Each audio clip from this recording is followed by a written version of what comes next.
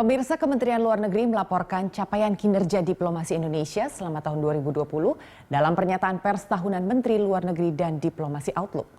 Selain itu, Kementerian Luar Negeri pun menyampaikan 5 prioritas diplomasi Indonesia di tahun 2021.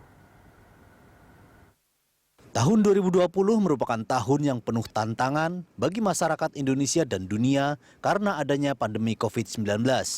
Diplomasi Indonesia pun harus beradaptasi dengan menetapkan sejumlah prioritas di tahun 2020, antara lain memperkuat perlindungan warga negara Indonesia, mengatasi pandemi dari dampak kesehatan dan ekonomi, serta secara konsisten terus berperan dalam perdamaian dan stabilitas dunia.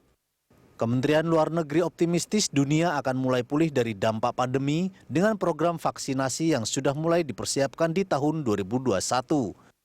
Menteri Luar Negeri Retno Marsudi menegaskan, kedepannya rasa optimistis itu akan ditingkatkan pada diplomasi Indonesia untuk membantu percepatan pemulihan kesehatan dan ekonomi di seluruh dunia.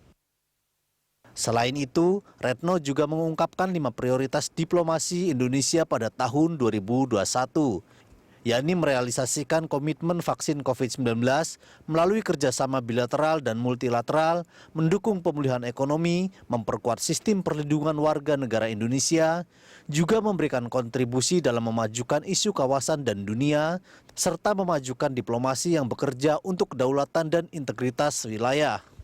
Diplomasi Indonesia di tahun 2021 akan diprioritaskan pada: pertama, membangun kemandirian dan ketahanan kesehatan nasional atau National Health Security.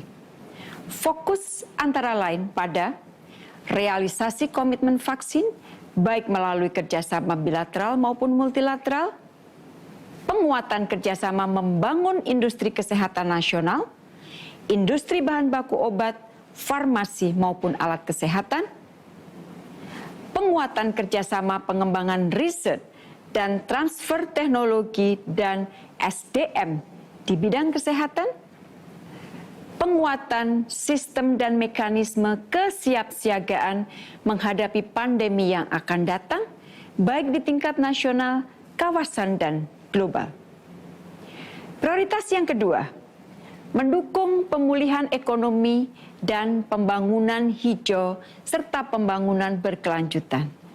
Dengan beberapa prioritas antara lain, mendorong implementasi kesepakatan ASEAN TCA, penggunaan APEC Travel Card, dan kesepakatan TCA lainnya. Sementara itu, Wakil Ketua Kadin Sinta Hamdani mengapresiasi upaya Kementerian Luar Negeri dalam merealisasikan pengadaan vaksin untuk tahun 2021. Melalui perjanjian bilateral dan multilateral, menurutnya program vaksinasi tersebut dapat meningkatkan optimisme perdagangan dan investasi di Indonesia. Selain itu, Kadin juga memberikan beberapa saran kepada Kementerian Luar Negeri dalam upaya memulihkan ekonomi pasca pandemi. Usulan kami untuk fokus diplomasi ekonomi Indonesia di 2021 tadi juga banyak disampaikan oleh Bu Menlu. Namun kami mungkin membagi 3 ya. Jadi pertama adalah maximizing the global demand, kemudian ensuring the global openness, dan yang ketiga adalah attracting a global investment.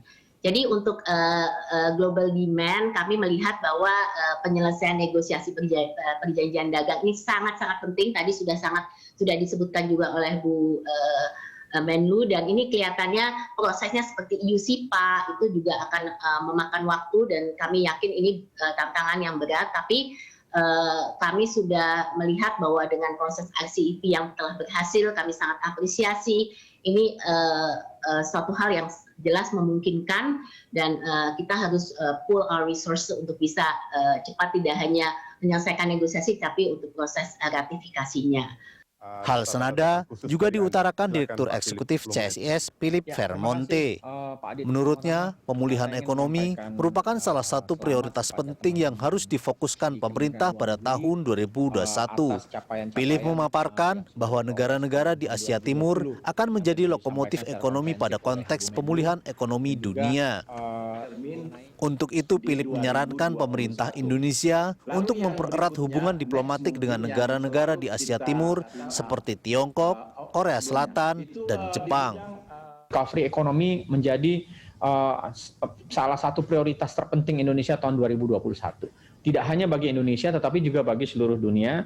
Dan berdasarkan berbagai kajian, sebetulnya banyak perhitungan-perhitungan para ahli yang memperkirakan bahwa Asia Timur, East Asia akan menjadi lokomotif ekonomi untuk recovery ekonomi.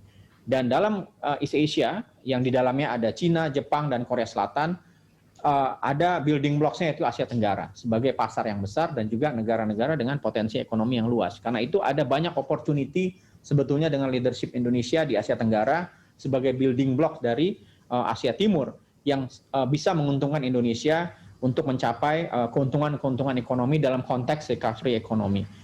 Menteri Luar Negeri Retno Marsudi mengatakan, walaupun tahun 2020 merupakan tahun yang berat, akan tetapi banyak sekali pelajaran yang bisa diambil selama masa pandemi COVID-19.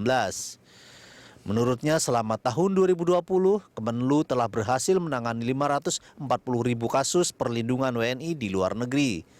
Jumlah itu meningkat lebih dari 100% dibanding tahun 2019. Selain itu, Kemenlu juga telah mendampingi 2.400 warga negara Indonesia yang terpapar COVID-19 di luar negeri.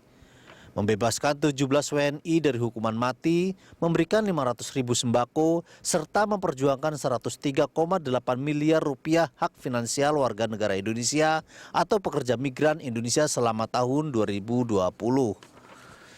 Cinta Zanitia, Berita 1, Jakarta.